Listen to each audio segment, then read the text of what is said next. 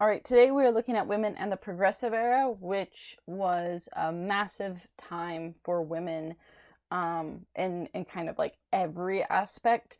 We're going to be looking at social reform, political reform, and really how women were actively involved in kind of every aspect of the Progressive Era. Um, a lot of times the progressive era is talked about with changes in social reform and politics and getting rid of corruption. And women are not mentioned almost at all, except for when it talks about women's suffrage at the end and what they were doing there. And that so leaves out how every aspect of the progressive era period, women were actively involved. There wasn't any kind of part of what happened within the progressive era change where women weren't actively part of that. So if like we're talking about, we've talked about history and how women have been portrayed in the past in United States history. And I think that the progressive era is one of the most clearest examples of how still, even to this day, if you're looking at just a regular United States history text, women are often left out of the narrative for until you get to women's suffrage. And that really doesn't do justice to how essential and central they were to this movement and this period. If you like I said, it just doesn't make sense to not include them in a more um, rounded way when you're talking about the progressive era, even if it isn't a women in U.S. history class. It's almost intentionally removing women from the equation to talk about the progressive era and not mention what women were doing in every single one of those things that are brought up, and including the politics. What we need to look at first, it always does that. The first couple things I write always leaves that big blot there. Apparently I put too much pressure when writing. Okay, so the first thing we need to look at is let's say we'll stay, yep, and again. It stops after the first few times there. The start of progressive reform. So kind of, I guess I could have put background. It's the background of what was going on and changes in society that led to the progressive era reform, because that's the part. I mean, it became the progressive movement, the progressivism became a political party as well. But the progressive period, the progressive era, really was in all ways about reform and enacting that reform. One of the first things that we have already looked at the start of is industrialization. Industrialization fundamentally changed society, and with that, you get a population boom as well as urbanization. And the population boom and urbanization happen because of industrialization. And a lot of the problems that were beginning to emerge with early industrialization kind of have come to fruition fully during the progressive period. And so they began to look at tackling those issues. The other thing, let me write the rest and then we'll talk a little bit more about industrialization and the consequences and things of that. You also had in the 1890s a depression. And well, there were several, right? You had all these panics, so we'll say depressions, and so that created some economic instability, and created, along with industrialization itself, created a larger group of poor, or more accurately, a clear disparity between the poor and the wealthy. That's a better representation of it. Is that you had these booms and busts in the economy, and there was in the 1890s another series of depressions, and that just worsened the separation between the wealthy and the poor, which of course was tied into an urbanization, population boom. All of these are interconnected. Like they all influenced and structured each other. And then the populist movement, which we skipped.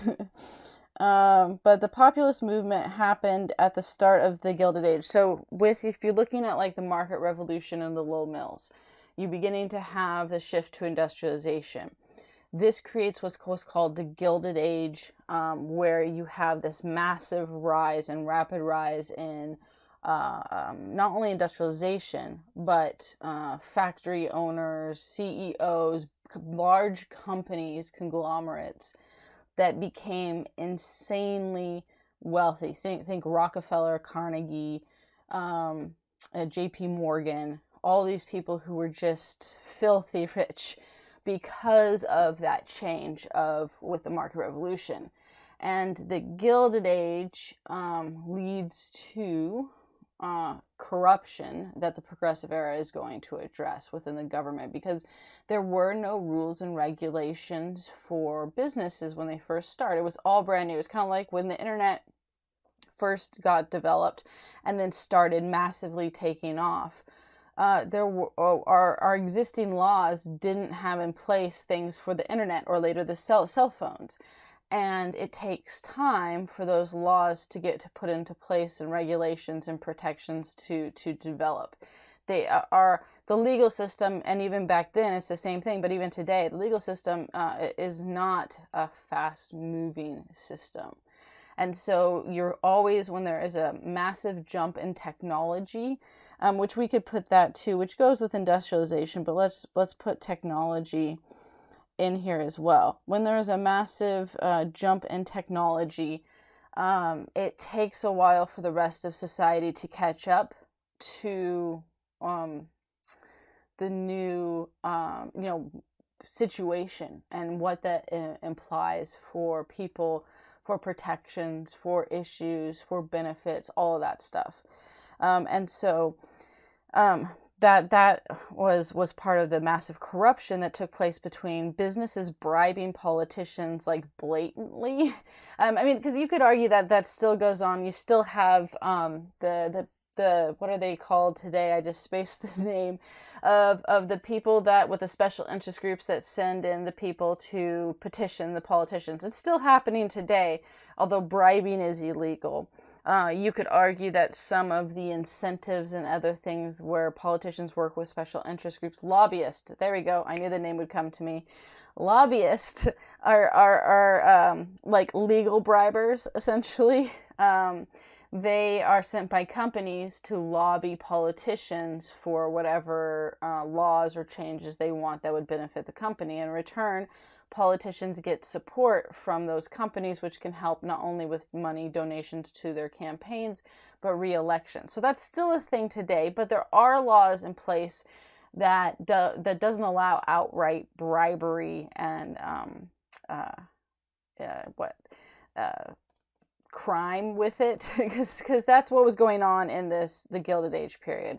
You had businesses, railroad companies were probably the biggest offender because they were some of the wealthiest, but the railroad companies, man, they were like openly bribing politicians to make laws that they wanted. And one of the bigger scandals, a company created a shell company, essentially, even though that's not what they called it back then, but they created a shell company and used that company to win a bid by a government contract to build the railroads for the federal government when they were trying to put the Transcontinental Railroad in.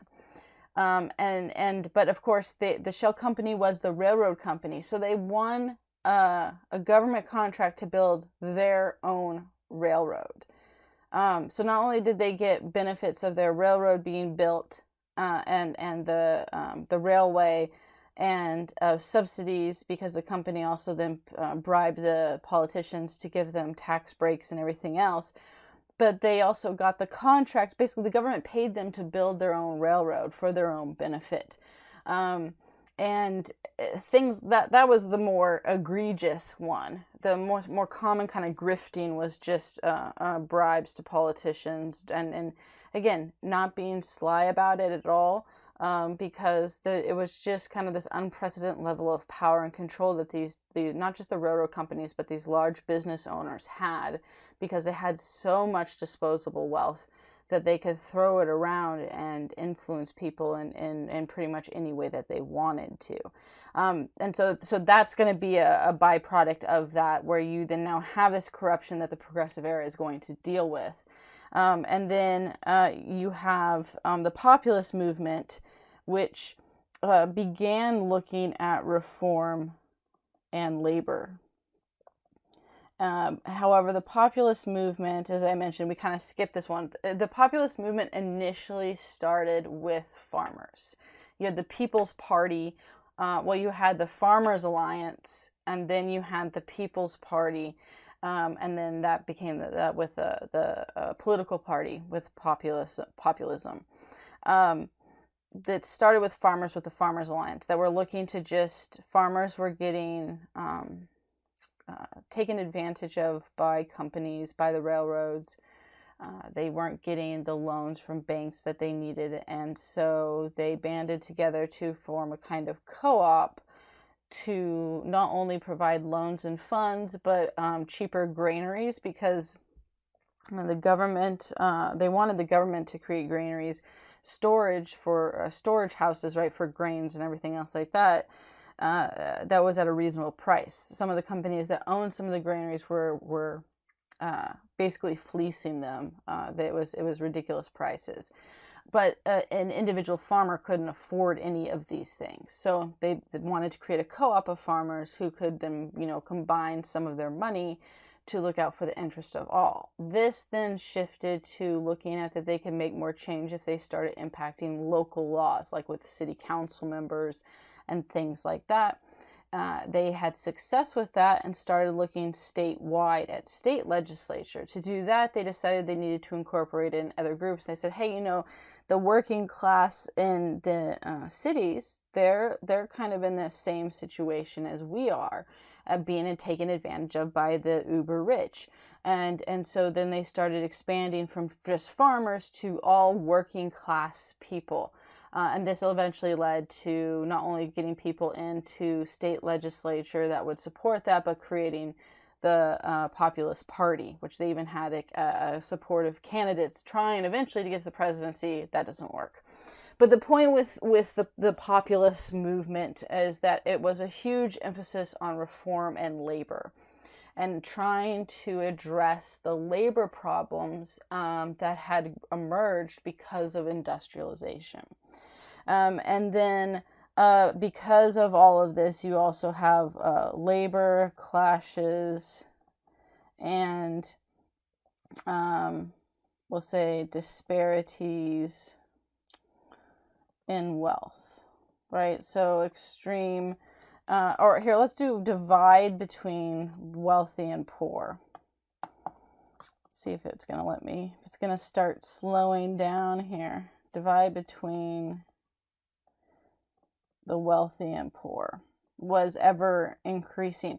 Okay, so these are all of the things that were creating issues and really were things that were developing because that the progressive era is going to look at the issues that emerge because of that. Now, with industrialization, population boom, urbanization, why this creates a problem specifically. So we put these three here and address that issue. The level of which these cities and population increased was significant. You had a rapid rise in population and cities that drastically increased their size within years. The problem about rapid growth is that this then led to poor conditions. Some because of the disparity between wealthy and poor, but others just simply from an infrastructure point of view. You had cities that didn't have the water systems, the trash systems, the garbage systems, the food systems to handle and manage this level of rapid growth. And so not surprisingly, you end up with housing problems, shortage of water and garbage, sewage problems. You end up with pollution problems, and the list goes on. And all of that happens because of this rapid growth of not just industrialization, but urbanization with cities. So what I wanted to look at, just to give you an idea, because it's before we'll get into the themes of the progressive era, specifically and what I mean by themes is like what was going on, but also what they were looking to do, right? What were the changes? So the values or ideas of progressive era reform, and the hope from that. But before we do that, I wanted to show you, there's this video here, and this is really early. Whoa, and it looks very blurry from this scene, but I promise you'll be able to see it in just a second. This is a trip down Market Street in San Francisco in 1906. So a camera was attached to a rail car, and it recorded the trip down Market Street to the waterfront, and this was in 1906, just before San Francisco had a massive earthquake. There's actually and I didn't post this in Canvas. I'll make sure to add this to Canvas so you can go back and look at this again, because I'm not going to show the whole 9 minutes. I'm just going to show a short clip of it. There's another one that actually shows the before and after the devastation of the earthquake itself, which is also super fascinating, because this earthquake just was so devastating, not because of just the size of the earthquake, but because it ended up rupturing pipelines and things like that, and it looked like, if you the film, what it filmed of San Francisco after the earthquake, it looks like it was leveled, like by explosions or bombs in some areas, and it was a significant economic devastation as well as of life. And it took a while for San Francisco to come back from that. Why we're looking at it here before the earthquake is because, to me, this is one of the most fascinating things, one of early video to have, which is really, this is the infancy of film, but also the transition or mix of technology that was going on with industrialization. So you're going to see cars, you're going to see horses and buggies, you get to see also the style of dress and clothing. But it's there's a bicycle, I think, bicyclist that goes by too, is that you have a good example of just how technology of the old and new was intermixing in the city. It's also super chaotic. Like, pay attention to the fact that there are clearly no rules of the road or laws about how you drive your car, or do anything on the road at this point, because again, laws hadn't caught up to that yet. I can't imagine, like, there's a couple of scenes where like there's a kid darting right in front, and actually some adults too, darting in front of the rail car, and it wasn't going fast, but and cars going right in front. Like, it just looks like massive traffic incident after traffic incident that doesn't come to fruition. But there were people that died from being hit by cars or the rail car. There was also issues with the cars spooking the horses, and so you have this weird kind of intermix between the two. So let's take a look at it. There's some music to it. It obviously, this is the early film, the silent film. There had no capacity for sound yet. It was just silent film, but whoever posted this added music to it. So I will put that so you can hear that, but it has no relevance to anything other than whoever decided to attach this music to the video, recently.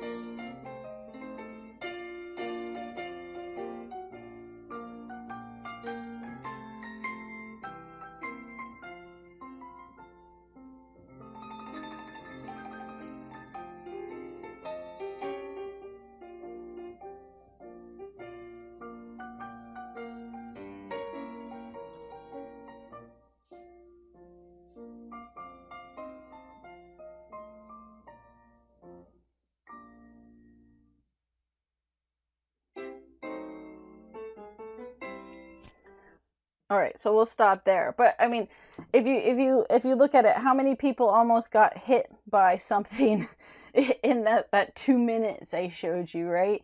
Like it was constantly, not only the cars cutting across, the buggies, the people, how people weren't constantly being killed on the street in some form or injured. It was slower speeds back then, but still, there's no rules or structure. You're pretty much free to just do whatever you want on that road. But it again, it's, especially if you watch all the way through, to me, it's just this fascinating glimpse into the past of some of the earliest film, or especially like longest standing film, where you're getting to see, the everyday life on the street, but also this crazy mix of technology that's going on and how it's interplaying with that. Okay, so I mean, that there you go. That, like, progressive era, that's the time frame, and a little bit before that. So we're looking at progressive era, late 1880s, really full swing into 1890s through the early 1900s.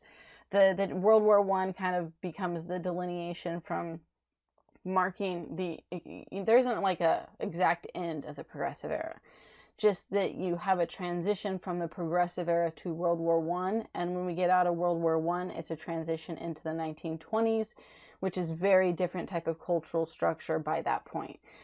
So 1880s to 1910 is kind of that range of really the central progressive period. And again, some could argue that the progressive era is still going on through World War I, but I'm just marking it as that we're calling World War I its own separate thing. And so that is a really good glimpse into life in a busy city. Obviously, rural areas were going to be different and not have the same level of technology, but where the progressive reform took root was in cities, and tackling industrialization, urbanization, and the problems with cities that were created because of this massive shift in society and culture and all of that. Okay, so the major themes of the progressive era, there's a couple different things that I want to look at. First, let's look at the general ones, and there's a couple specific ones for women. Now, again, even the general ones women were involved with, and then I just have obviously a few that are with women that target women's issues. So you have this, the first is this, is, I guess, not really a specific thing that they targeted, but a feeling. An anger over excessive or excess and industrial capitalism.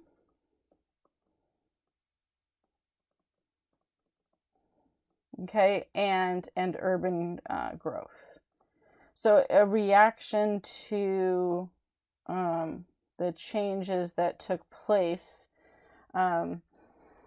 because of industrialization. Like I said, the Gilded Age is called that in part because you have all of this insane amount of wealth. It really was a period of excess, and then the feeling that that part of that was, and a large part of that was due to industrial capitalism, and that the corruption and urban growth was because of that as well. And the belief specifically with this, and what does this mean? That they believe that the cause, it was the cause of social and political problems.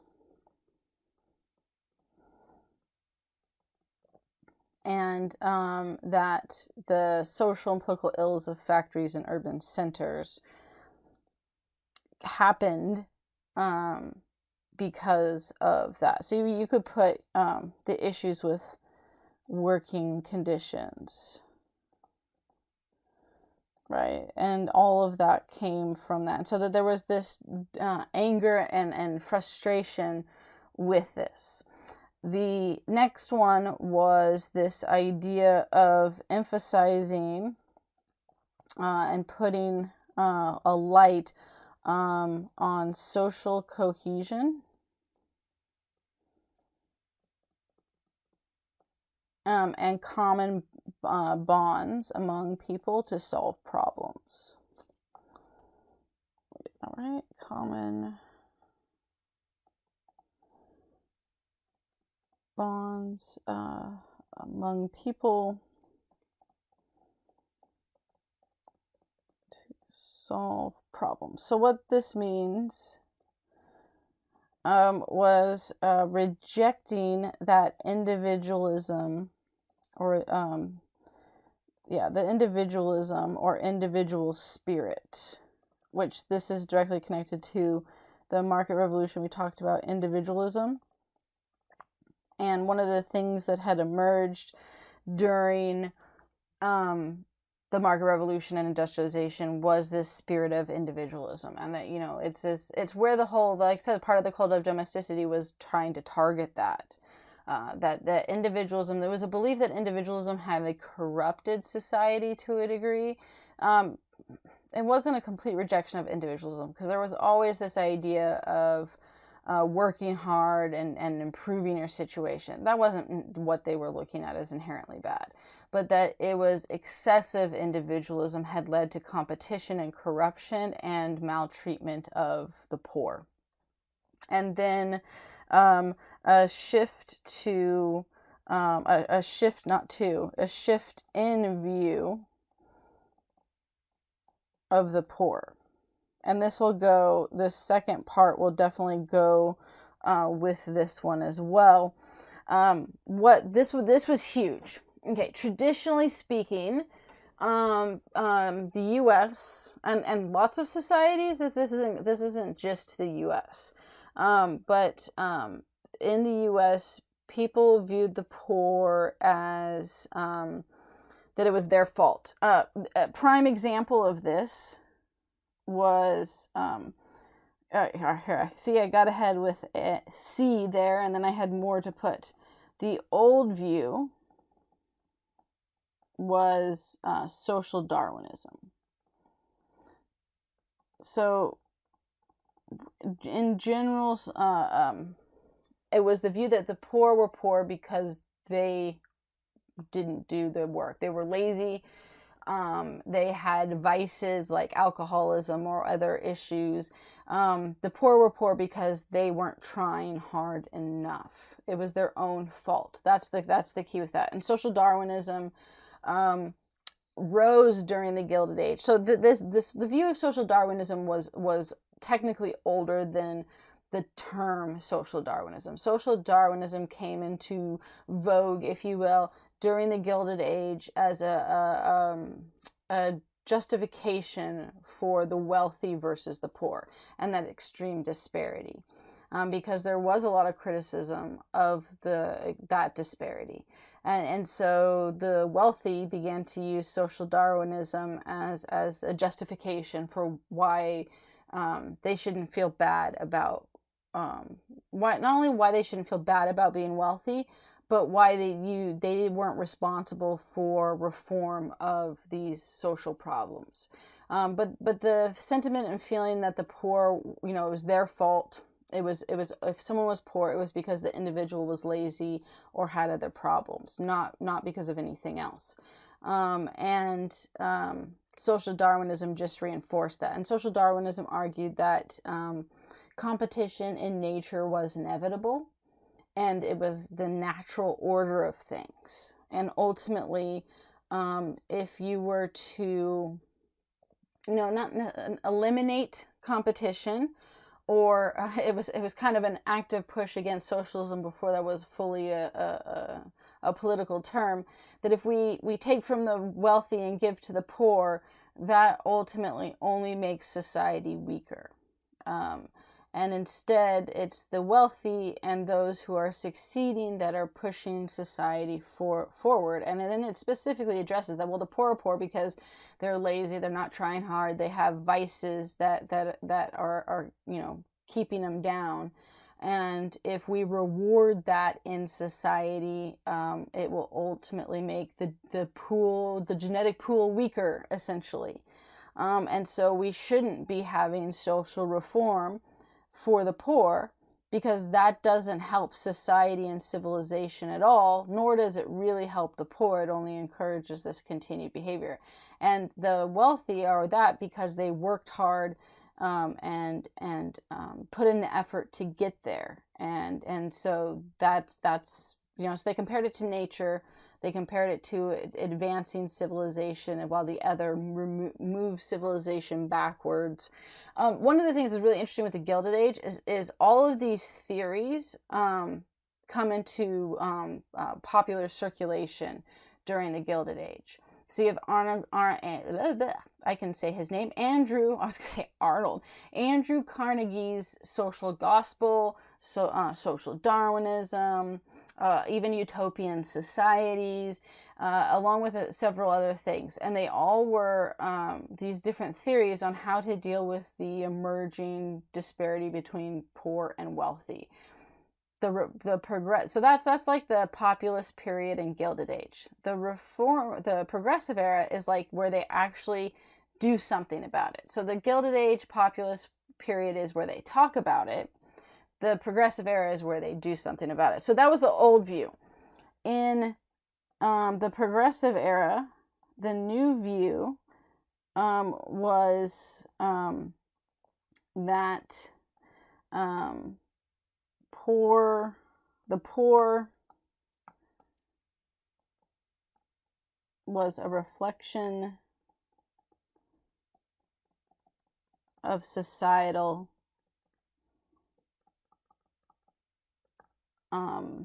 problems, we'll say, and maybe infrastructure problems. Right, so instead of the individual, right, we're not going to just look at the individual poor person and say that it's society, and changing society needs to be addressed, rather than the changing the individual. That was definitely like part of the name progressive thinking. So society and changing society needed to happen. That was definitely a very new view in this kind of concept that you had to actually shift your way of thinking, and that just suggesting that you help the poor wasn't going to do anything. And this is why it pushes reform movements, right? Because you can have charity work. And they're saying charity work isn't bad, but charity work isn't going to change the problem. Charity work is only then looking at helping individuals, and it doesn't fundamentally address the core of the problem, which is that there's something that needs to be done on a societal level, whether that's the systems in play, education, conditions of the infrastructure in the cities. Those things are creating, societal conditions are creating the poor. And so instead of trying to put a Band-Aid on it, go back to the source and fix the problem there. And that was, like I said, a very new and revolutionary way of thinking about the poor. And then the last one for this, before we look at specific ones relating to women only. Again, women were involved in all of this that I'm talking about right now. And then we're looking at ones that are just more were women than men. So the need for citizens, right, people, to intervene in these issues, both morally and politically, in an active way. So this is then where you get what I was talking about, where you needed to improve social conditions and structures of society, not just attack the issue with an individual. And not only that, but that people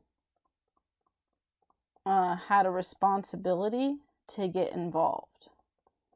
They had a human responsibility to help out and push for change. And then the idea of what they're going to do with this is create public and personal outrage to move towards civic actions. So where we'll see this is with muckraking journalism. And we'll talk about it more, but muckraking journalism was about exposing scandal, corruption, problems in a way that created moral outrage, where you're trying to shock someone into realizing the conditions and structure so that they will be pushed into civic action. Okay, so those are the kind of overall general ones, and then ones that are a little bit more women-centered was the emergence of women's public prominence in all of these areas, right? So the fact that women were openly, not from behind the scenes, working and involved in all of these aspects. And that this was, seen as acceptable in that sense. You also have, and we're going to look at these in the different ways that this happened. The pursuit of independent lives for women. So one of the things, right, is before the Progressive Era, and we saw it a little bit with the Market Revolution, but, women lived at home. Oh, it's stalling again. I'm probably going to have to pause it to figure out, get it not being so delayed, but I'll finish this part first. Women lived at home and then, married and lived with husband. So they were never, right, both legally because of femme covert, we'll say during and after, not just after, but because of femme covert, but also just because of the physical aspect of living with their father and then living with their husband, women didn't have this kind of independent life. However, during the Progressive Era, women lived and worked by themselves or without men, right? That's probably more accurate. There are some women that lived by themselves. Often you had roommates and stuff. So that you had this period of not being under male authority. You weren't dependent on a man, your husband, your father, or your husband for day-to-day stuff. Now, it didn't mean that women didn't eventually get married, but there was a period where you're your kid and you're under your father's house, and then there was a period where women, and this was definitely, let me put that too, because of college education. More and more women were getting a college education. And so after living with their father, they went and got a college education where they were independent. And then many went into the working field. We could put that too, I guess. And then professional lives. So they had professional lives for a while before they got married, and then kind of moved back to the more traditional role that was expected of women and wives. And then we'll say women's leadership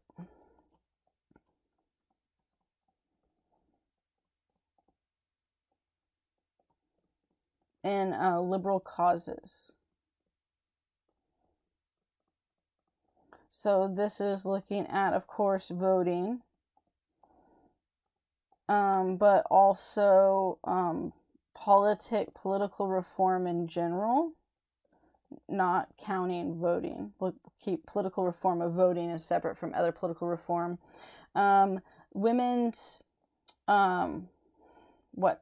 I want more specific. It has to do with beginning to say the beginnings of sexual rights and understanding.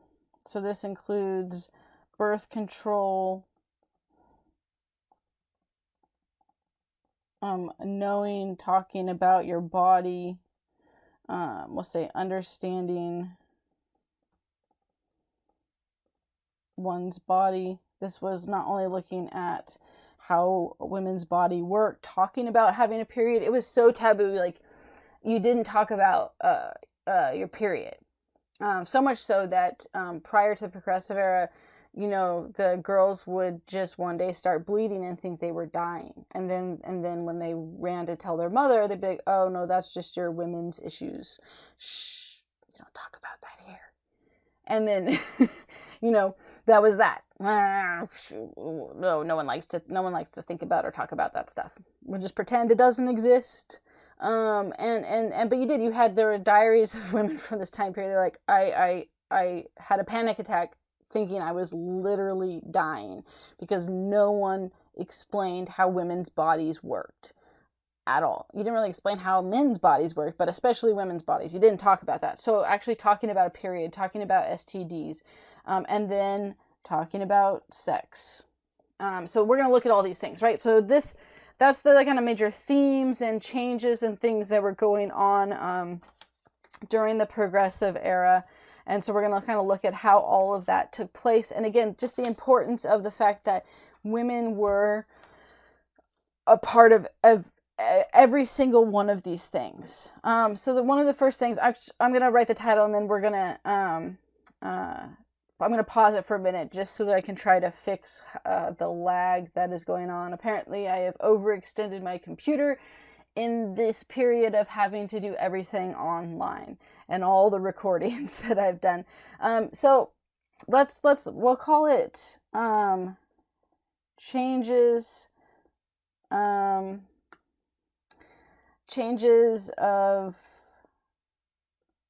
women, changing role. Let's say, there we go, changing role of women. We'll leave it at that. Changing role of women, and we're going to specifically look at it from, you know, the kind of Victorian era, the Victorian world, and what that was really the structure and model for women prior to the progressive era, and how it changes from that. So, just a minute. All right, we'll see if this works. The Victorian world, then. The structure of the Victorian world for women. You had very clear and defined separate spheres, right? So there was the domestic versus the public, which was, right, women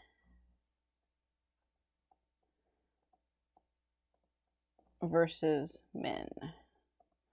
And they were, you know, kind of, like I said, very clear and defined separate spheres.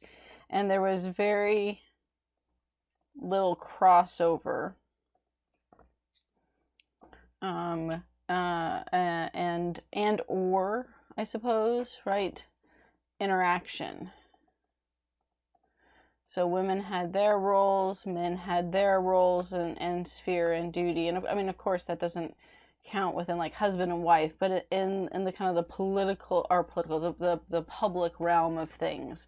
It was very kind of strict rules. Oh, it only lasted for a few minutes on dress and we'll say morals, or the definition of morals, which then also include very strict supervised mixed sex interactions. and you know, outside of marriage. That's why when you courted, dating doesn't really become a thing until the 1920s. But you courted, you had a chaperone, someone that made sure that those interactions remained proper. And so the Victorian world was very much this idea of that there were roles for women and roles for men, and how you dressed and the morals and things like that. And obviously, we saw women pushing back against that with the Civil War and Seneca Falls Convention. It's not.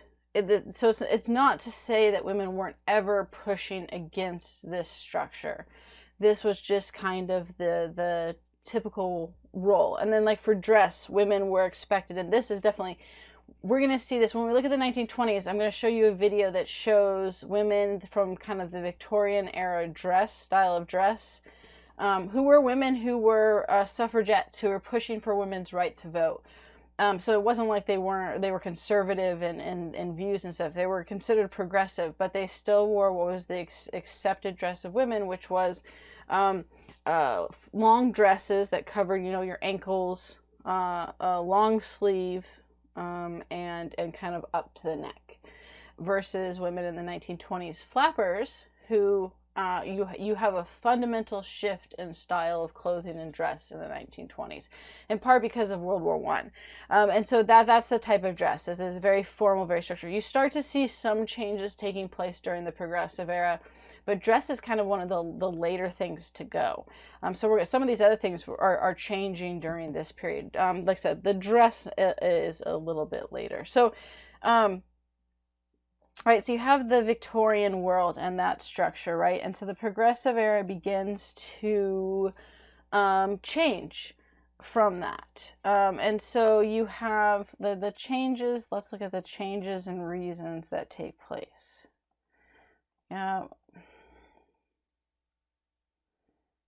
Not sure what else is causing the slowdown here. Come on, just work through the lecture. All right. I know I have enough memory. I checked. That wasn't the issue. Okay, so the changes that take place. Let's look at reasons first.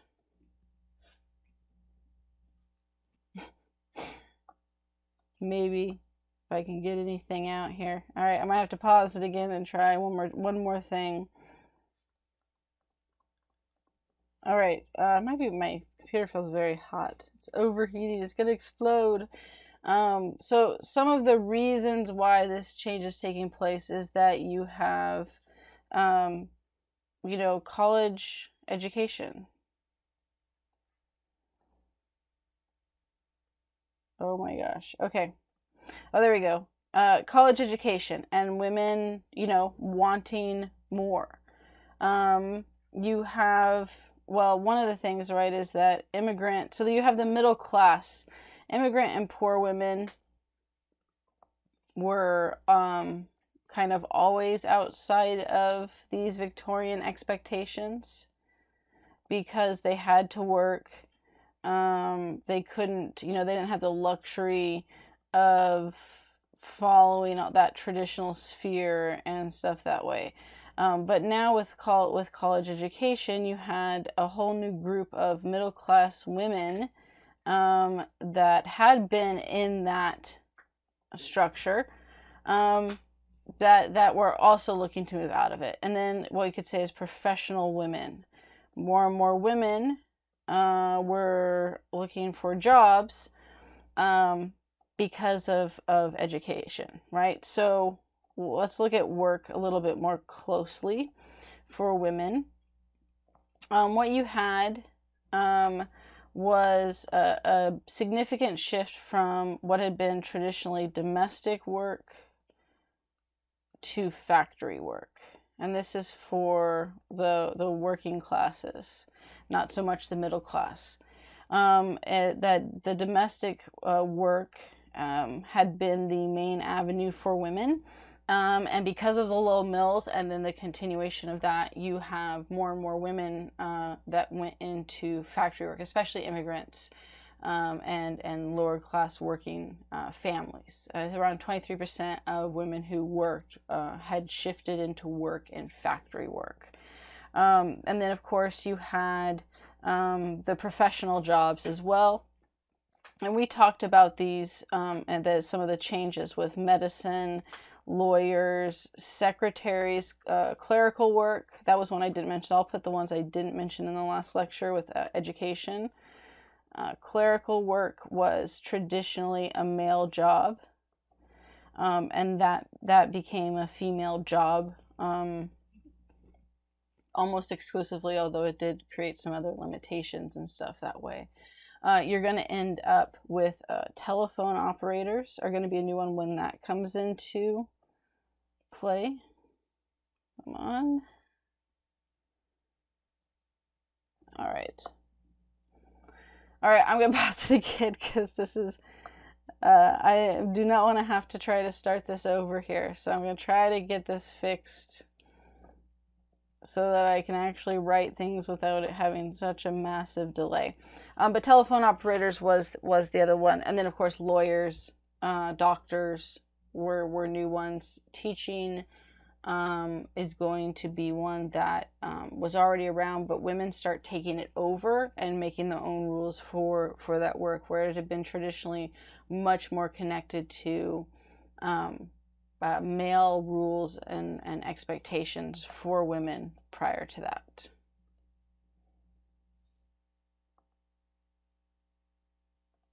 All right, one more time. I think I got it this time. We will see. Apparently, I had a lot of background stuff just running that had nothing up. So I'm going to do a cleanup when I'm done with this, where I end all of the tasks. And it looks like that worked. It was taking up a ton of my memory, apparently. So medical, lawyer, etc., right? That you had all of these new positions, professional jobs that were available to women. This then led to mixed interactions with men and women at work. And that's going to lead to different views of how men and women can interact and relate to each other. You also have women actually receiving, let's just say, or getting wages, because you have more women working, you have more women that are getting wages and for themselves, which heightened their, let me get that here, heightened the sense of economic independence.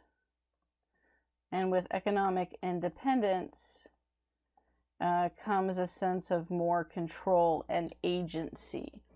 And so all of this leads to weakening of that kind of Victorian structure and of roles and social regulations on women. And then we'll call it socially, for the last one here, you have shrinking families, smaller family sizes for the middle class. Where this is not happening is for the lower classes. You're still having women who are having, 6 to 10 children. And this is, women were waiting longer to get married because they were going to college and then they wanted to work for a while. And there still was an expectation for most women in the middle class.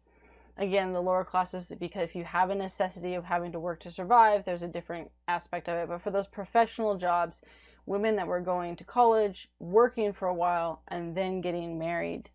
And then you also had, we'll say, the start of sexual, I will say start because that's important with it. The start of sexual revolution. right? That's going to come more into play in the 1920s, but there are some key important things with this. So one of those things is going to be birth control. And well, let's talk about birth control first, and then we'll talk about the other one. Okay, so with birth control, this had been relatively taboo, just like talking about women's bodies, and birth control was illegal for for everyone, but for women especially. Birth control was not allowed. And Margaret Sanger became a massive proponent of birth control. She grew up in a very large family who was poor and struggled, and she wrote extensively about this, talking about recognizing how women, immigrants, and lower class families tended to be the ones that had the most children and struggled the most in being able to economically afford them. And so ultimately, and then she also mentions, and there's a one in the book.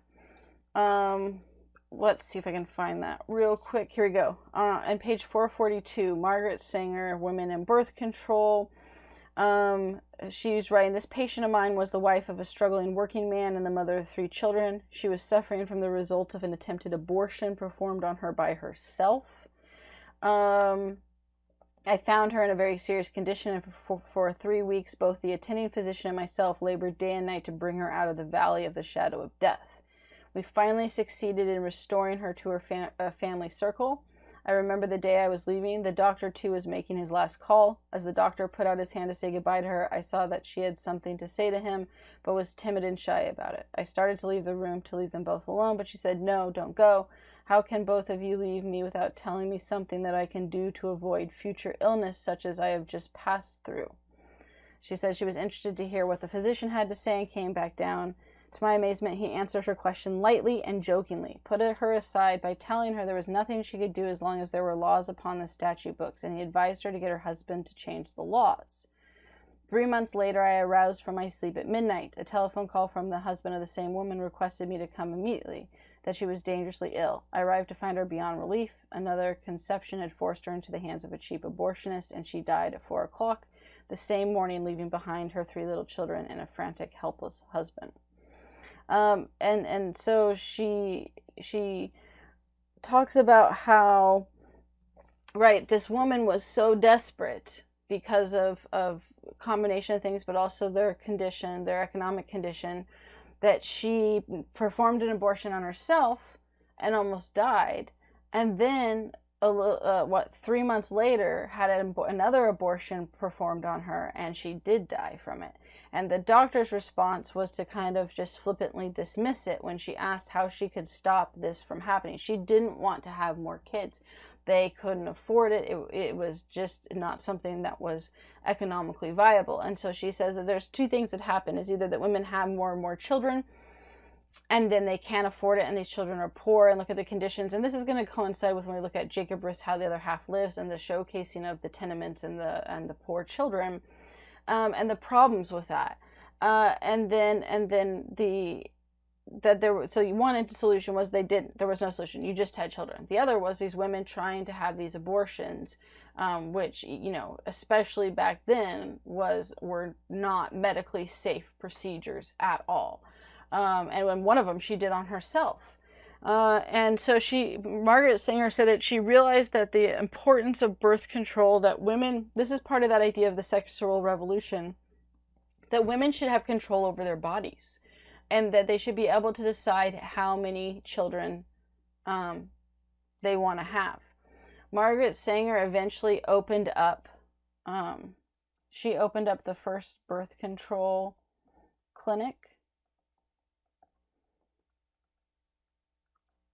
And women lined up around the block to get birth control. Within, I think it was 72 hours, she was shut down and arrested. right? Because it was illegal. Birth control only becomes legal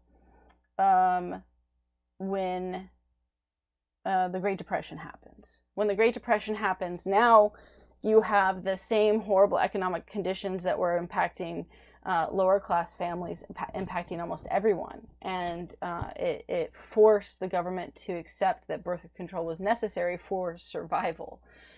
So birth control only became legal in the US because of the Great Depression. But she was a massive proponent of this, and I mean, to the point of risking arrest, and a massive proponent of, which we'll talk about in just a minute, women's bodies, and that they should know what's going on with them, and talking about that. The other reason birth control was controversial, right? Part of it was in the Catholic Church and beliefs that way.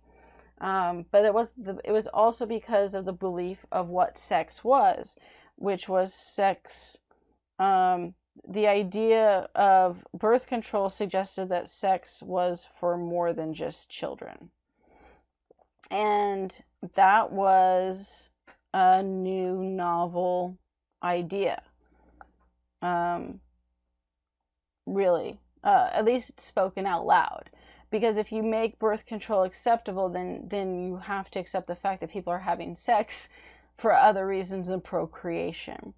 So that was a big thing. The other thing had to do with, well, let's go with that for just a minute, because there's something else with this. So an example of just how much this idea was tied up into, oh no, we'll do sex and bodies in just a minute. We'll do that as a separate one, because all of this is sexual revolution.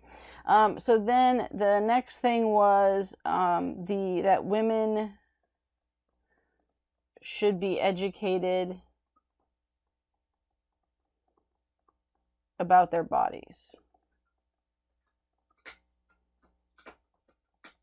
Okay, and with that, Margaret Sanger was also part of this. She wrote a pamphlet. Uh-oh. There we go. We'll see. Lasted the working well lasted for a few minutes here. She wrote a pamphlet called What Every Woman Should Know. And this was sent to women's houses. And it had a variety of things, right? There was stuff that talked about your period. There was stuff that talked about just the general function of the body.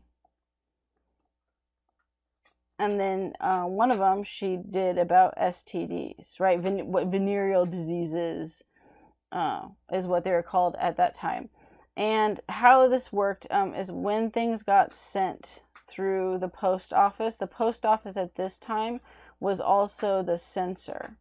So they could censor various laws. Oh, and by the way, you know what she was arrested on for birth control was the Comstock Act, right? We saw that before with Women in New Departure.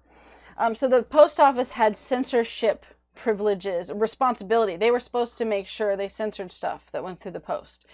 So when she had her article on what every woman ought to know, or what every woman should know, and she wrote about STDs, they sent it back and said this is not appropriate. So then it was, this one was censored, and so she sent out the new pamphlet.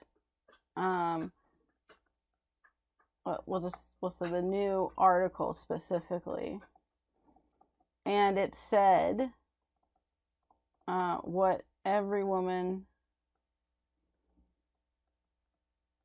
I think it's actually ought to know, and then it was nothing, in big letters, by order of the post office. And she sent it out blank to make a statement, right? That women apparently shouldn't know about their bodies because the post office was censoring it. But that was a huge thing to just even talk about it at all and make it public. And then sex. and the idea of sex. Again, so one of the things was that there was one was that sex was for procreation, and that general belief, right? And so this is the old view, and this doesn't completely go away, by the way. So there are changes, but it doesn't completely go away. During the progressive era, you had a fundamental shift in that women could enjoy sex, and for not just for children. So the traditional view was that women didn't enjoy sex, right? Traditional view, and that trope is still even sometimes joked about today, right? That, oh, men always want sex and women don't. So women didn't enjoy or want sex. And this went into this had connections back to remember we talked about how this view of women as sexual beings changed with the Revolutionary War. We're gonna have to pause again. Apparently, I'm just gonna have to pause. Sorry, guys. I'm just gonna have to keep pausing throughout this. So this one connections back to the Revolutionary War. Remember, pre-Revolutionary War, women were seen as the more sexual people. That both men and women were sexual beings, but women were more sexual than men. And then at the Revolutionary War, it changed, and now became women as almost asexual. That their virtue, right?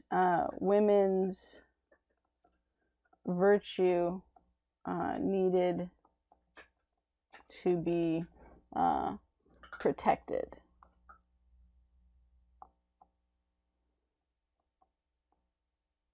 And the way that this, I think, is just most exemplified is that with chloroform, one of the things that would happen is that doctors would be scheduled, would visit homes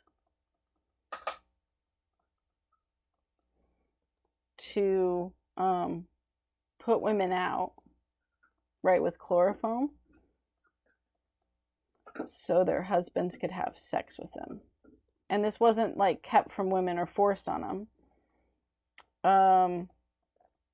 What it would be is they would schedule the doctor to come once or twice a week, and he would use chloroform and knock the woman out, and so then the husband could have sex with her. And again, I mean, this probably was abused at some point. There's no way this wasn't abused, but most of the time when it was written about and talked about, women that wrote about it, they scheduled the appointments with the doctor because, and then what they one of the letters that a woman wrote was like, it's so much of a relief that I don't have to put in the time and energy for this unpleasant activity.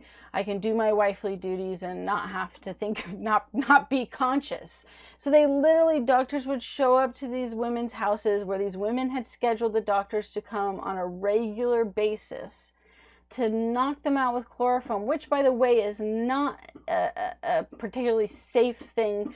You can have complications from it. You can die from it if too much is used from it. Like it has potential problems. So they're doing this semi-risky thing. It's not the riskiest, but it's a semi-risky thing to be knocked out so their husband can have sex with them when they're unconscious, so they don't have to deal with it.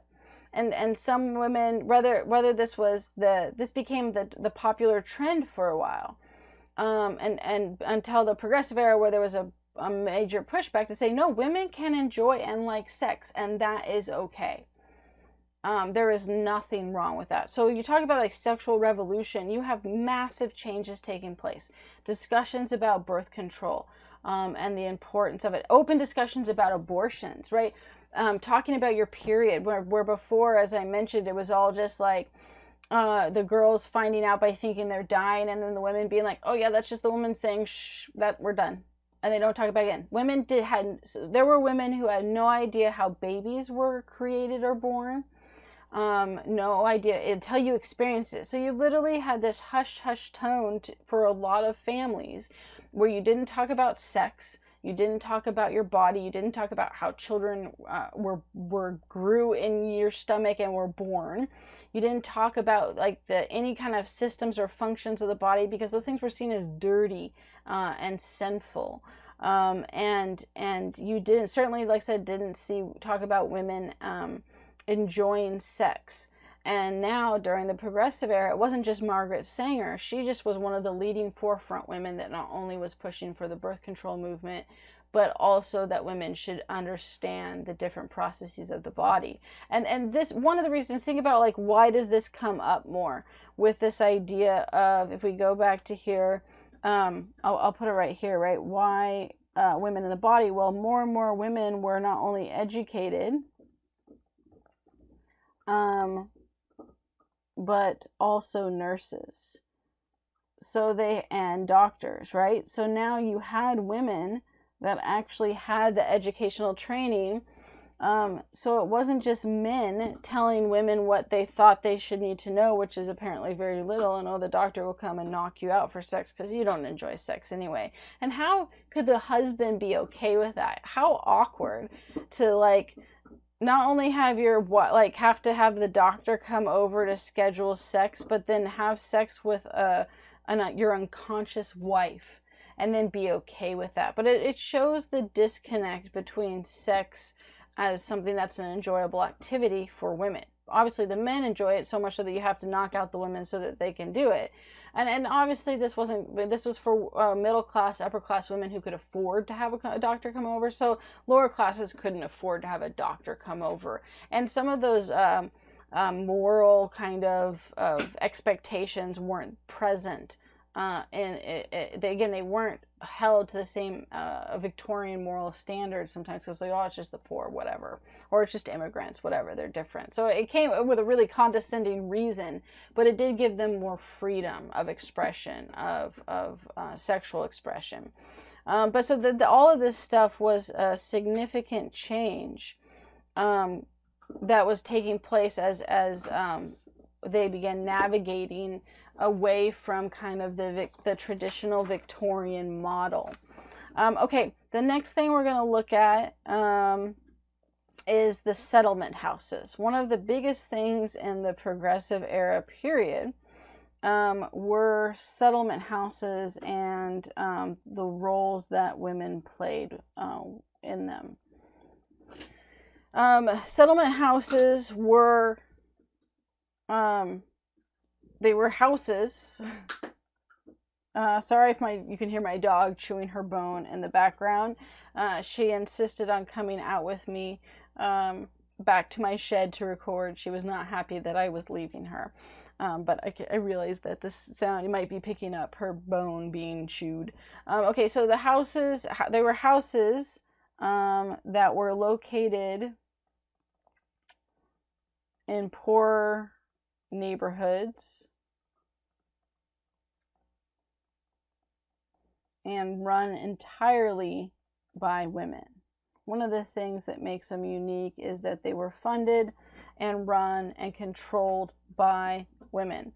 Their focus was on, we're going to get into more detail on this. This is just a brief generalization, then we're going to look specifically at the Hull House and the Henry Street settlement. It was helping women and children, obviously specifically in poor neighborhoods, and social reform. And it's going to expand to a lot more specific things. Again, we're going to look on that. But this happened because you had a massive spate of college-educated women. Right? I think it's important you see how much college education was important to change for women. So college-educated women who both were that there were some that were more and more nurses, that were actually educated nurses, but also this idea of social work. not only was it one of those acceptable roles, but remember that gets tied back to the cult of domesticity. So this was seen as something that was, it's interesting because it was very forward, and yet it was seen as acceptable because it was so much tied to that concept of cult of domesticity. All right, come on. Or it'll be there in a minute. So with the cult of domesticity, right, you had that one of the goals was motherhood and the role of women in that way. And there we go.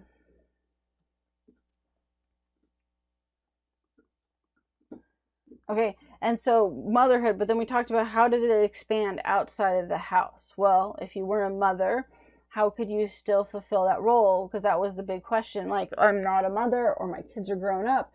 Do I have no true purpose anymore? And no, it's with social work, right? It's helping outside of the home, because that is, in a way, fulfilling the role of mothering in a different way. Just like nursing could still be connected to that as well. So the settlement houses really became popular because you had all these college-educated women that were looking to do something and still had kind of those ideals connected back to the cult of domesticity, and were nurses, and this fit perfectly into that role, because what they were often doing with helping women and children was specifically with medical aspects, and then it's going to expand from there. Just to give you an idea, before we talk about the two I'm going to highlight, is looking at how they expanded. So we'll say the timeline, we'll call it. All right, so in 1874, there were, I seriously feel like my computer is going to just die on me here, because this is the worst it's been. I think I'm gonna have to pause it again here in just a second. I was really hoping I could muddle through so I could just get through this here, but it's really looking like my computer is going, I'm gonna have to invest in a new computer here if I can't like massively make this better. So in 1874, there were 6 settlement houses. Right, and one of the things that was unique about the settlement houses is that women, of course, with the cult of domesticity after the Market Revolution, they were already going into poor areas and helping, right, with social work. That wasn't anything new. The settlement houses, and I think I mentioned that, right? They were located in poor neighborhoods and run by women, and I should mention that the women lived there. Oh my gosh. If this whole thing crashes, then I'll have to like try to patch it together.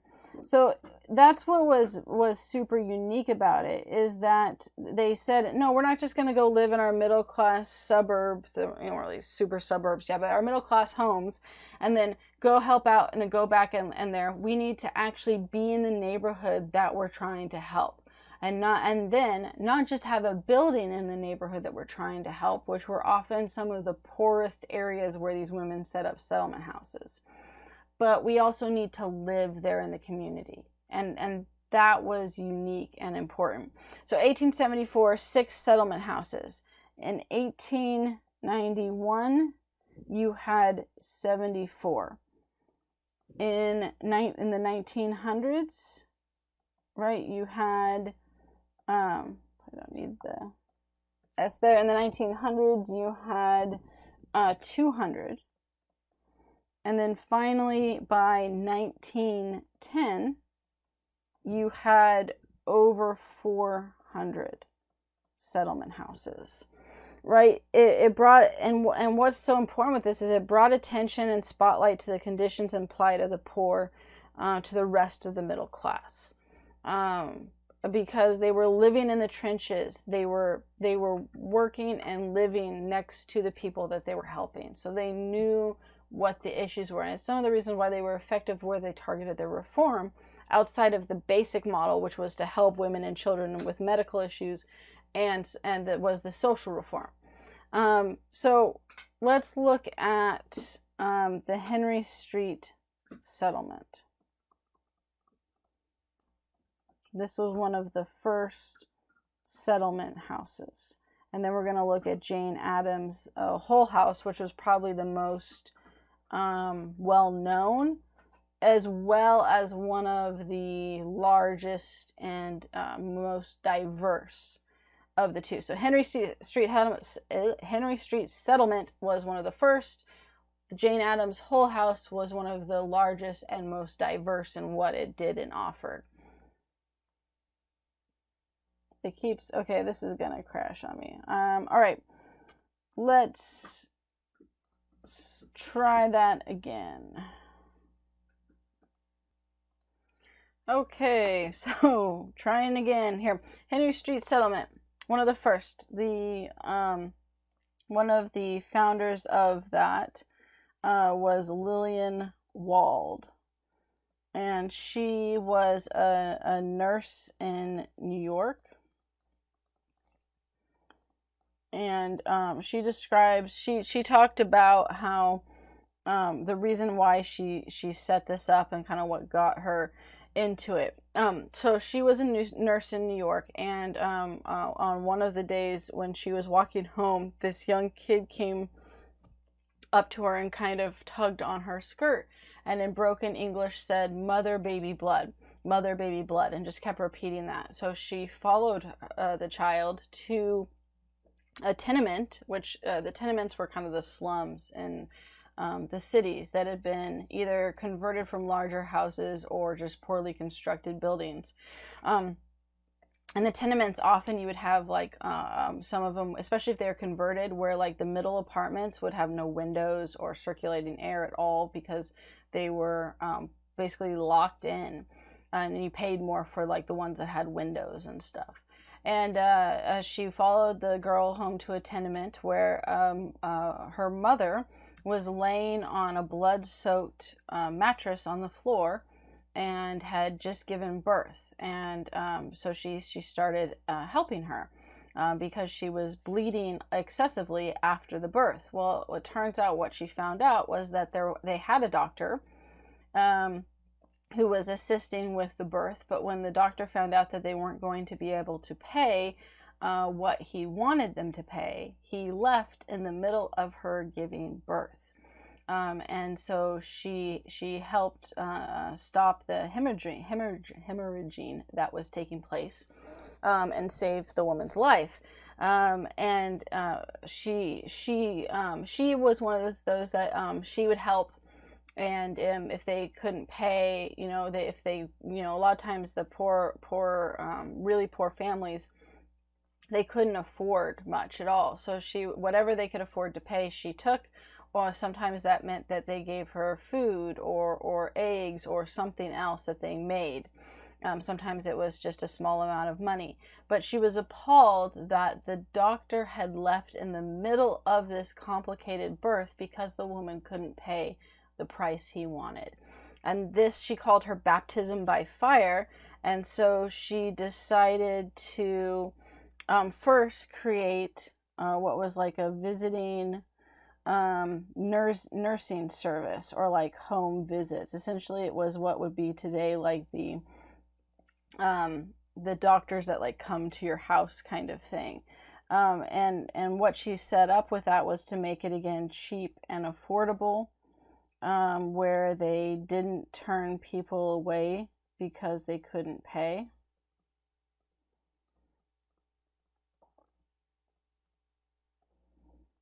Because of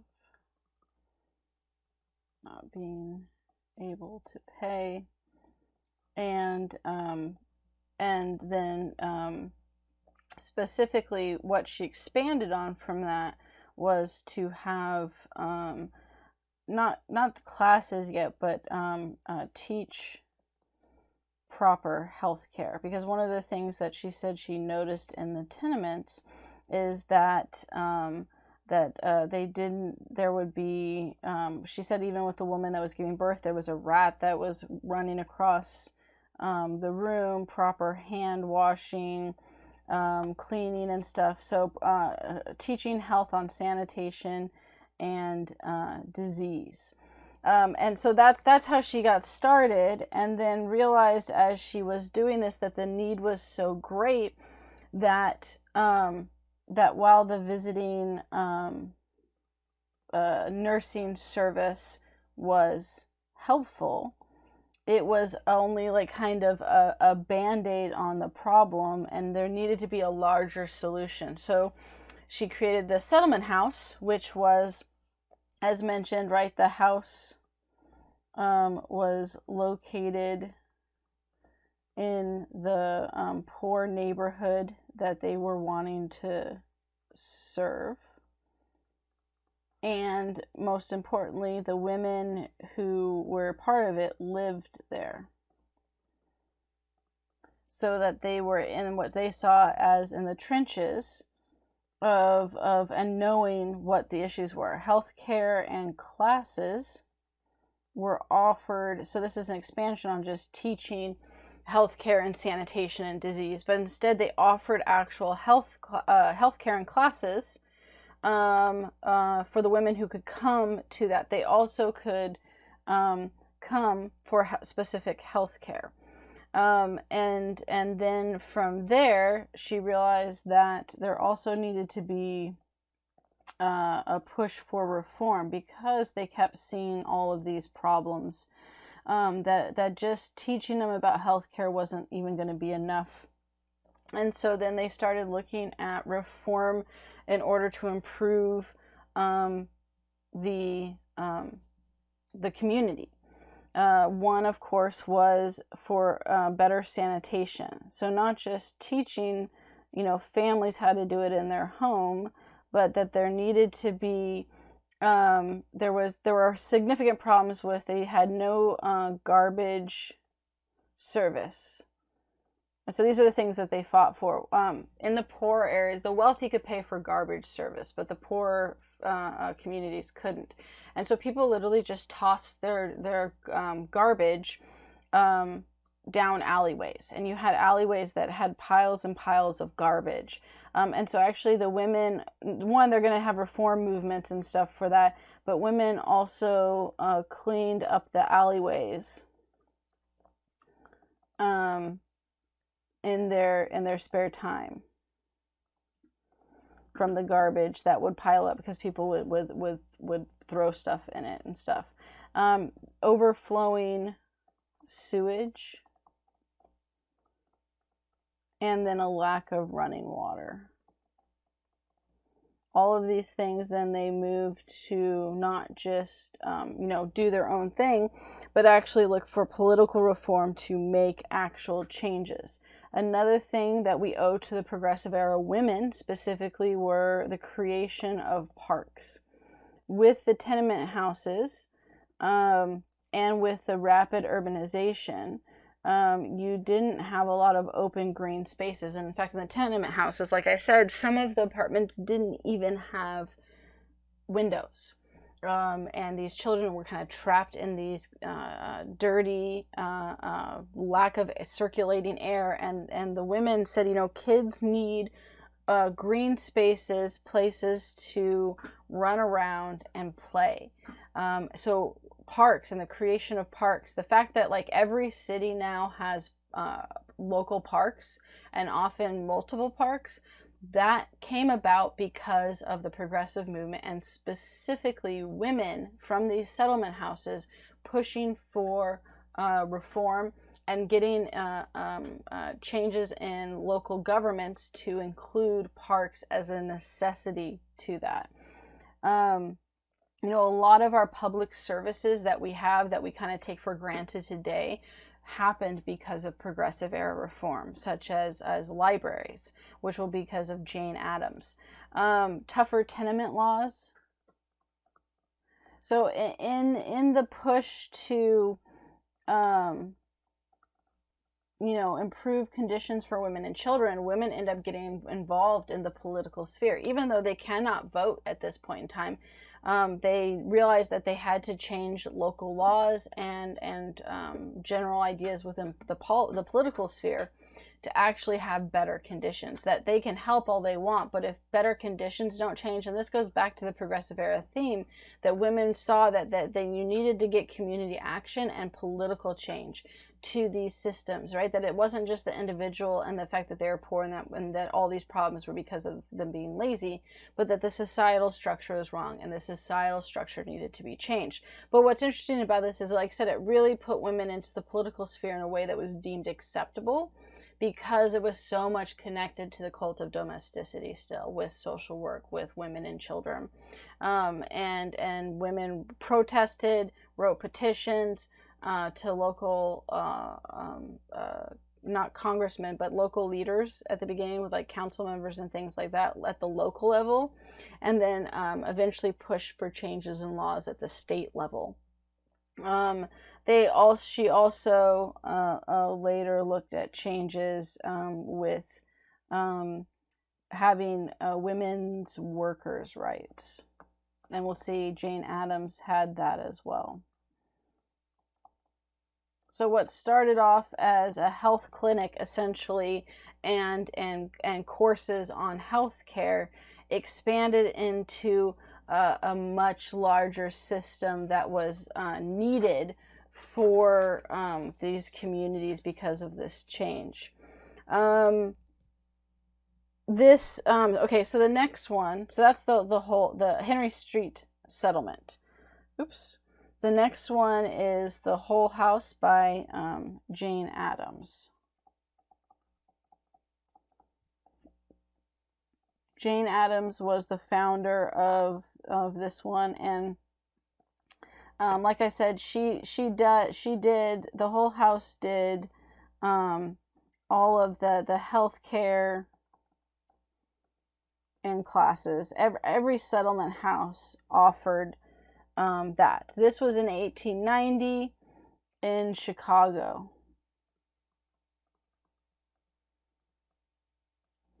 And the difference is that she had a significant expansion on the other things that they did. They did massive fundraisers because, of course, while there was some money that came in from payments and things and grants, it was not enough for the expansion of what she wanted to do with the whole house. So they offered health services and classes. They also offered boarding as a boarding house for women and children. So women and children that needed a place to stay, they actually housed women in need. And the whole house started as one house, settlement house, and they expanded and bought other houses around the area. So this became a very large thing. They actually created a daycare and kindergarten for children, specifically for working women. Because one of the things that the industrialization and factory work, especially for immigrant women and poor women, was that, but especially immigrant women, that they couldn't afford childcare, and children were left on their own. After a certain age, children were expected to work in the factories to help their families, but that was around 7 or 8. Prior to that, they stayed at home. Now, if you had a parent who lived with you that couldn't work, they could watch the children. Sometimes neighbors who didn't work watched the children. A lot of the times, whoever the oldest kid was under 8 was watching the younger kids, and this led to a lot of deaths and accidents, because of course little children watching children is not the best option, but they had no other choice. So they opened up a daycare and kindergarten that working class women could drop their children off while they went to work. But then they expanded beyond that to have an art gallery. She said it was important, and a museum for this idea of the aspects of culture that were, prior to this, wealthy people were the only ones that had access to art galleries, to museums, to libraries. She also opened up a music school within the settlement house. These were all things that she argued here, right, that these were usually reserved for wealthy people. And they were things that improved and enriched the mind, and in the process also improved and enriched health. And so that these were all important things that were necessary. Like I said, we owe libraries to Jane Addams and the women in the settlement houses. We owe museums and art galleries that are open to the public to the settlement houses. They also opened up a house basically for labor reform movements where women could meet, and specifically the women's unions, which often didn't want to meet where people could see them because of fear of reprisal. She also looked at voting rights. So again, it was a much more expanded option from then. Each settlement house was different in what they offered. All did the healthcare and classes, but health classes. But Jane Addams was one of the first to say, no, we can do so much more. And within all of this, the idea of the importance of being politically active and pushing for reform, that it was their job to look for change in order, that they needed to be involved in kind of all aspects of society. And so where you see this is looking at working with local leaders to change laws. They did protests. They wrote petitions. They were involved in strikes after the Triangle shirt factory fire, which within the factory fire with the Triangle shirt factory fire, the employers, and this was all women that were almost all women that were working there, they chained the doors shut during the working hours so the women couldn't leave. Well, a fire broke out and women got trapped and died because they couldn't exit. And what happened is then women from the settlement houses went and petitioned the laws and wrote and protested and striked and got the laws changed that employers can't lock doors during business hours. So you still see those signs today. Doors will remain open during business hours. That came about because of the settlement houses. So the point is with this, women were instrumental in so much fundamental change for all of these public facilities and protective laws. They also worked on ending child labor laws. That was less successful, but they did actively push to try to end child labor. So I wanted to look at a couple statements. Because this was longer, I wasn't able to get this one on here, so you're just going to have to suffer me reading a few key points with Jane Addams. I had you read Jane Addams' 20 Years at the Hull House. It's on page 402 of your book, and I'm just going to be reading a couple different excerpts because it's long, but it's really good in it kind of explaining the different aspects of what the Hull House did.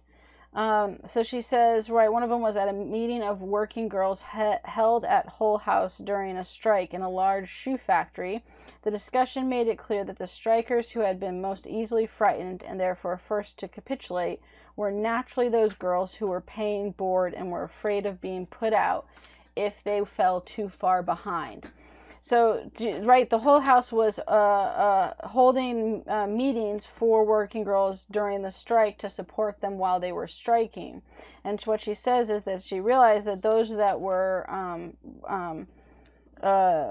paying board at the place where they worked were the ones that capitulated first because they were afraid they'd be kicked out. After a recital of a case of peculiar hardship, one of them exclaimed, "Wouldn't it be fine if we had a boarding club of our own and we could stand by each other in a time like this?" And so they ultimately furnished 2 apartments near the Hull House and rented and furnished them out to the women, and had the women manage the club themselves, right? So they had an issue, and then they came up with a compromise. That's one of the reasons why they did a lot more fundraising than some of the others, because while they would help anyone that needed it, if they were going to rent out apartments or purchase apartments and furnish them and offer libraries and museums and classes, they needed money to do that, along with, of course, the political reform as well. So that was one thing there. One of the things I thought was interesting, a little bit later after that paragraph, they talk about how they helped save these girls who were working in a Virginia tobacco factory, who had been decoyed into a disreputable house when innocently seeking a lodging on the late evening of their arrival, which meant that they were conned into being prostitutes. Although they had been rescued promptly, the stigma remained, and we found it impossible to permit them to join any of the social clubs connected with the Hull House, not because the parents of the club members would have resented their presence most hotly. So she actually talks about one of the problems, as much as there was still a stigma of proper women's behavior up to a degree, and prostitution was definitely on that big no list. And she said even though we were able to help get them out, and they did these rescue missions for girls that were basically kidnapped into these or forced into these positions, like early human trafficking, the stigma of prostitution, even though it wasn't their fault, was so great that they couldn't put these women into the clubs at the Hull House, because the mothers of some of the daughters that were involved in the Hull House wouldn't have allowed it. They would have been unhappy. So she actually does create a separate house for women connected to prostitution or other issues that would have a stigma attached to it. So she's lamenting the fact that that stigma existed. Another one here, this is with the children. We're talking about the problem of, this is why she decided to create a kindergarten. We early learned to know that the children of hard-driven mothers who went out to work all day, sometimes leaving the little things in casual care of a neighbor, but often locking them in their tenement rooms. The first 3 crippled children we encountered in the neighborhood had all been injured while their mothers were at work. One had fallen out of a 3rd-story window, another had been burned, and the third had a curved spine due to the fact for 3 years he had been tied all day long to the leg of a kitchen table, only released at noon by his older brother, who hastily ran in from a neighboring factory to share his lunch with him. During our first summer, an increasing number of these poor little mites would wander into the cool hallway of Hull House. We kept them there and fed them at noon, in return for which we were sometimes offered a hot penny, which had been held in a tight little fist, ever since Mother left this morning to buy something to eat with. Out of kindergarten hours, our little guests noisily enjoyed the hospitality of our bedrooms under the so-called care of any resident who volunteered to keep an eye on them. But later they were moved into a neighboring apartment under a more systematic supervision. So what's interesting with this, right, is that they got to know the problem of these kids in need and the being injured or disabled because of the conditions. And then what happened is some of the kids ended up hearing about the Hull House and wandering into it, and so they fed them and looked after them, and the initial thing was so impromptu that whoever of the women who were working in the Hull House would volunteer to watch them, the residents, and some of the women who lived there. That basically it was a kindergarten only based on the fact that they had all these kids that they started watching informally. Then they eventually moved to a neighboring apartment to actually create an organized kindergarten. Hull House was thus committed to a day nursery, which we sustained for 16 years, first in a little cottage on a side street and then in a building designed for its use called the Children's House. Right, so they just kept ever expanding buildings in all these different ways that they were helping out and looking at the needs of the thing. And this was one of the key things, right? If they had not lived there in the community, they wouldn't have known that these were needs, and they wouldn't have been available and present to help when the situation just kind of arose out of it. And then she mentions in some such ways as these have the labor museum and shops pointed out the possibilities which Hull House has scarcely begun to develop, of demonstrating that culture is an understanding of the long established occupations and thoughts of men of the arts with which they have solaced their toil, a yearning to recover for the household arts something of their early sanctity and meaning arose strongly within me. So that the importance of culture, the importance of they had specifically a labor museum first, and looking at kind of the lost domestic arts of women and celebrating women's work. So that was a part of it.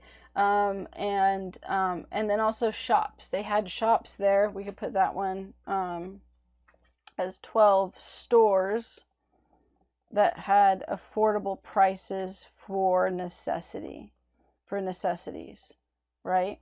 For important goods, so that those who might otherwise go without certain things like soap or food could go to the Hull House and know that they would get a cheap, fair price, and sometimes just be given it if they couldn't afford it. And then she mentions here another one. It is easy for even the most conscientious citizen of Chicago to forget the foul smells of the stockyards and the garbage dumps when he is living so far from them that he is only occasionally made conscious of their existence. But the residents of a settlement are perforce constantly surrounded by them. And then she talks about how you had not only the smells of the garbage and stuff, but the realization that the garbage dumps were spreading disease. And so the women went into the alleyways and cleaned them up after doing their other work. It says, in the evening, then to go up and down ill-kept alleys to get into trouble with the neighbors over the condition of their garbage boxes, but also letting people know, not throwing out their garbage, and eventually having city inspectors that would come in and help. Right, because it prevented, they're talking about that, and then she also talked about like the tenement houses. So these excerpts, right, and what I had you read there was only excerpts as well. It's a whole book she wrote. It's a really interesting book. If you're, something that sounds interesting, that you might be interested in knowing more about the Hull House and settlement houses, that's an excerpt from the larger book, and it is very interesting. Just all the things you learn about, life and women and how the Hull House was structured. Okay, the next part that we want to look at is new journalism, specifically muckraking.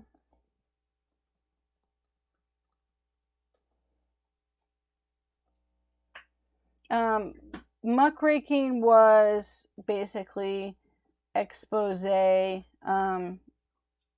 literature, and it was meant to expose corruption and problems, and then shock the reader into action and reform. Right, because one of the things that's going to happen is that muckraking is eventually going to kind of become the paparazzi when it loses the reform component. And it's just about exposing things that are scandals, right? But what it was initially was this new form of journalism, muckraking, emerged out of a desire to get community involvement. And it was looking at, like I said, political and social reform. And again, to show that the corruption, to get that to lead to outrage, to get reform. And while the more modern day paparazzi kind of comes out of that, but takes away all the value of what it was supposed to do, it played a very important role during the Progressive Era in getting the middle class that didn't live near the tenements, and the wealthy even that didn't live near the tenements and go into that area to see the horrible conditions and begin to push for change. And it was very effective. Women were actively involved in this, and it was also very effective on women. Women were largely the ones in the upper, in the wealthy classes who read these journals and newspapers and then expressed their outrage and talked to their husbands and looked at ways that they could donate and push for change and volunteer. The most famous is probably Jacob Riis. He wrote How the Other Half Lives. And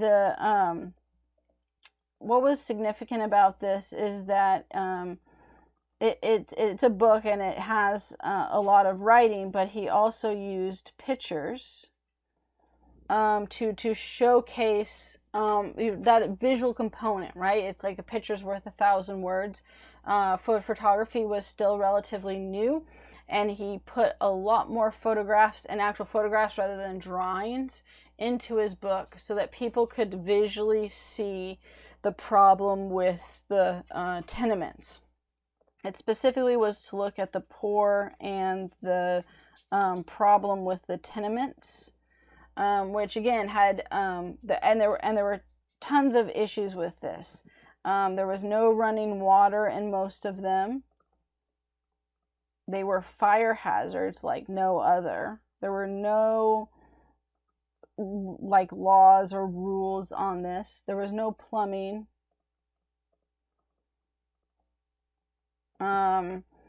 Cramped rooms. The reality was that you often had not only large families in these tenement houses, but then some of them had to have boarders in the house as well, or two different families in the house as well, because they couldn't afford even a single small room. There was often no windows in some of them, as I mentioned, with poor ventilation and bad health conditions. And so he looked not only to do showcase all of these the problems, right? The trash, the way that people lived. He also focused on women and children and how this the tenements and the structure was impacting them. So I wanted to show just a couple of pictures. I had a different website, but apparently it was taking up too much memory for my dying computer, apparently. So one of the things was looking at, right, the lives of women and children, and you know, how the poor were living. He focused on, one of the things was to show the streets. I was going to try to see if I could see one that showed the streets. There was one that showed children sleeping next to a dead cow. Here you have another one that just shows the shanty and fire hazard conditions. There were other ones that showed garbage, children's labor, even in the playground, like they're doing their work, showcasing the kids either on their own with young kids. Here's another one, taking care of others, children sleeping on the street. And again, one was that there was a dead horse in the road, and the kids just ignoring it and sleeping next to it. And then a ton that focused, as you can see, on these cramped conditions, where you have makeshift beds. There we go. Slowly thinking about it. This was probably too much. Nope, don't go over there. Come on, you can do it. All right, well, there we go. Come on. It's thinking. Well, Bambas may be a bad idea. It was working fine before I did that. But the cramped working conditions where you had these makeshift beds of where this one guy is, up in the corner, and then you have, 6 or 7 other people in the house. He also showed them working in jobs and factories and things like that. So you can see this picture that keeps disappearing. I clicked on another one here. Here's a family. All 1, 2, 3, 4, 5, 6, 7, 8 people in a single room. Here, children sleeping just wherever on the streets, and this wasn't hard to find. of how women were working, how families, how children were working and living, and just the really poor and horrible conditions of the poor. Also showed like a schoolroom. And just again, the key, yes, there is a school, but look at the cramped room they're in. This isn't a room in one of the tenements. And they're all piled into this very, very tiny room. Here again, children sleeping without shoes on the side of in some alley. I was gonna see if I can find the dead horse one, but I don't see it right now. But and then here's another good example of just people laying and sleeping wherever they could. This one here with the garbage, right? There was no garbage, and so he's showing all the garbage in the alleyways. The point with this was just to showcase the horrible conditions and shock people into realizing how bad the conditions were, because the reality was, if you were wealthy, you didn't go into this part of the neighborhood. If you were middle class, unless they were part of the settlement houses, you didn't go into this one. And so this book was specifically meant to target towards the upper class to see, and women to see, and make them feel bad so that they would enact change and push for reform. That was the ultimate goal. You also had one that followed on that was Lincoln Stephan, and he did the Shame of the Cities, which specifically looked at urban politics and corruption.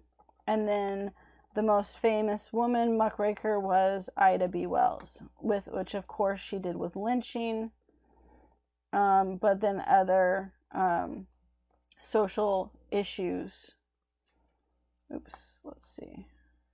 So lynching and other women's issues. And her journalism was meant to not only inform, but enact change and try to get reform movement and change in that process.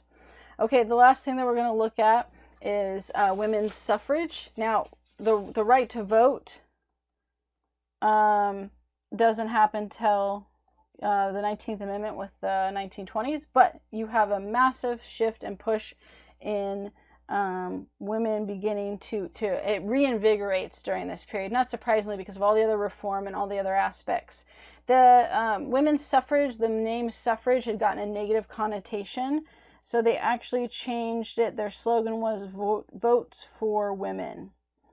And that became the catchphrase. There was still suffragettes and militants, but those were often seen as more negative. So they intentionally, the slogan, and you'll see it in signs sometimes, votes for women.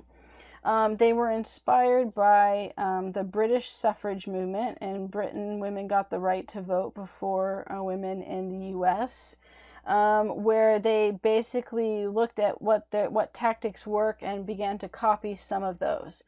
So it was much more public. In the past, you had some public stuff, but even the Seneca Falls Convention, they weren't out protesting. They weren't out being visible, right? You'd have your meetings in the room, but the average person wasn't seeing you. So this meant marches and protests and petitions. Make it public, make it seen, so that it can't be unknown or ignored.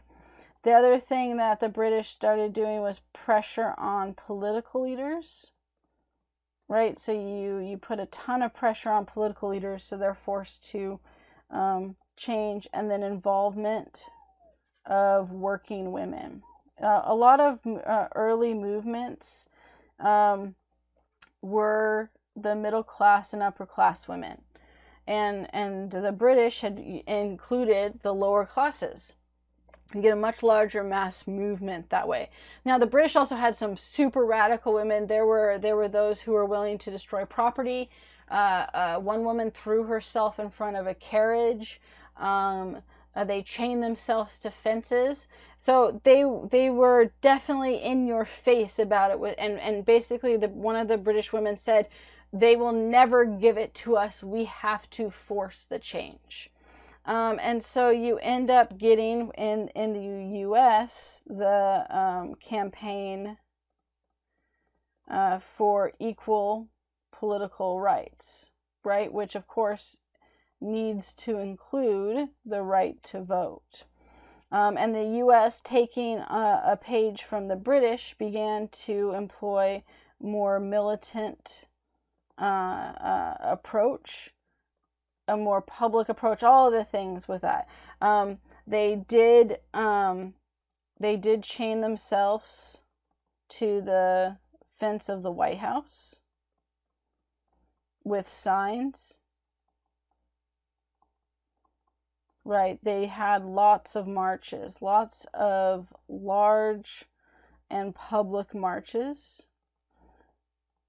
and were much more aggressive than women had ever been before in pushing for the right to vote. The other thing that they did is they shifted to emphasizing the domestic sphere, right? That, hey, the cult of domesticity, right? Women are responsible for the household, and we're supposed to have, right, the home as a haven and the moral center. This is our role, but we can't do this, right? Can't protect these things. Not just these things. Well, these things from the corruption of the outside world, right? Unless we can vote. And this was very effective because, again, everything kind of seemed to need to have a connection to the domestic sphere. People are like, oh, women voting, ooh, no, that's political, that's male sphere. Oh, you want to vote on women's issues. Oh, and it's connected to the domestic sphere. Okay, so they couched the idea of voting in terms of only women's issues. Of course, that's not what happened, but it was effective. They also looked at as definitely the political aspects of it, with male politicians. So that was, again, they took a page out of with the British. They put a lot of pressure on male politicians, especially ones that they thought that they could influence, those that were up for a re-election.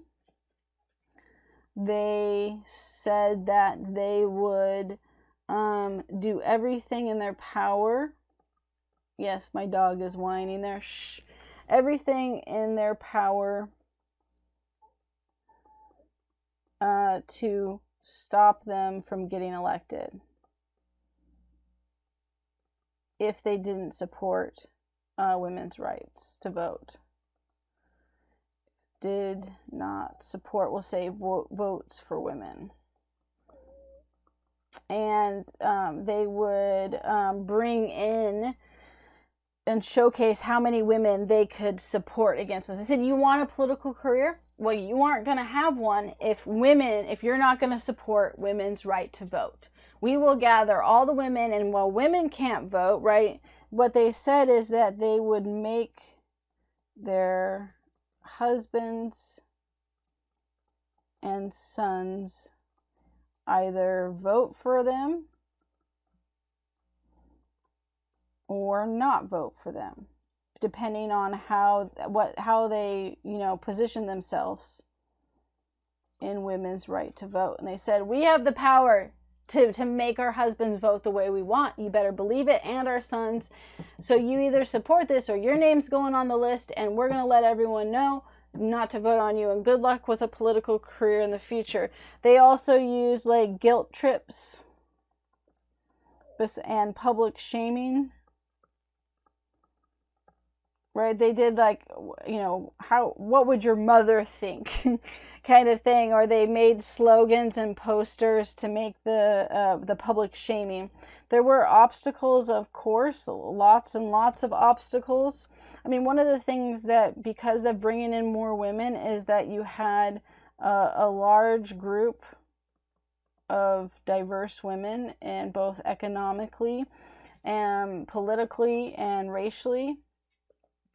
And they did not always agree, right? There was this myth that women would agree on, that all women would vote the same way, that there were, women's issues and all women would vote the same way. That was clearly not the case. And so you had to navigate that. Of course, Black women found themselves were often excluded in groups. There were some groups that included them, but there were issues specific to them, like the segregated South, were ignored. So one of the things that happened is, when the 19th Amendment happened, women celebrated that they'd won the right to vote. And then women in the South, so that was great for women in the North and for Black women in the North, but Black women in the South were like, just a clarification, we still can't vote, right? And they're not letting us vote. And one of the main leading women, Alice Paul, who was one of the leaders of the women's voting movement, was like, that's too bad for you. And we accomplished what we wanted, and we're good. And so women found themselves in the South, Black women in the South found themselves often ignored because they're like, we won the right to vote, and that's good enough. And so that became problematic. Now, of course, that wasn't everywhere, and Black women were included in a lot of the groups, but there still definitely were issues in the South, and in general that Black women, some of the issues specific to Black women and voting and women's rights were not either not understood or were actively ignored. And so Black women ended up breaking off, especially in the South, and creating their own group for women's rights and voting, because they said, we still have work to do in the South. The 19th Amendment may have given women nationally the right to vote, but it is not being enforced and happening in the South. So we need our own group to continue pushing this fight, since in the North, they're kind of like, but we are voting. We accomplished the 19th Amendment, done, and not looking at the larger picture. And then, of course, you had specifically male led interest groups that were actively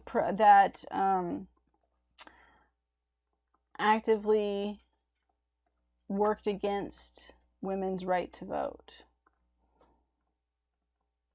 And the ones that did this the most, women's right. These were more organized and financed, and so it was something that they really had to work against. The liquor industry, because women were pushing for prohibition, and that was one thing. When we got the right to vote, you had prohibition. And so the liquor industry was like, no, we don't want women to right to vote because they're going to vote for prohibition. And then you had manufacturers and factory owners that were using child labor. There was a couple things with this, right? Child labor, women's wages, and general labor laws and unions. That all of these things women were active in, and that cut hurt the bottom line for these owners. And so they almost all actively protested against women getting the right to vote.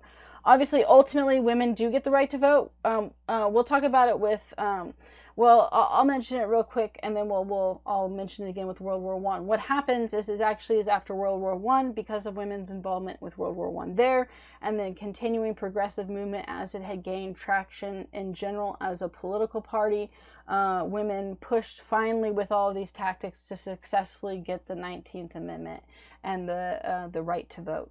Of course, it wasn't smooth sailing once they did get that. So we'll talk more about that there, but this was a very important period for the build up to making the 19th Amendment successful. All right, that's where we're ending. And we are going to look at World War I in the next lecture.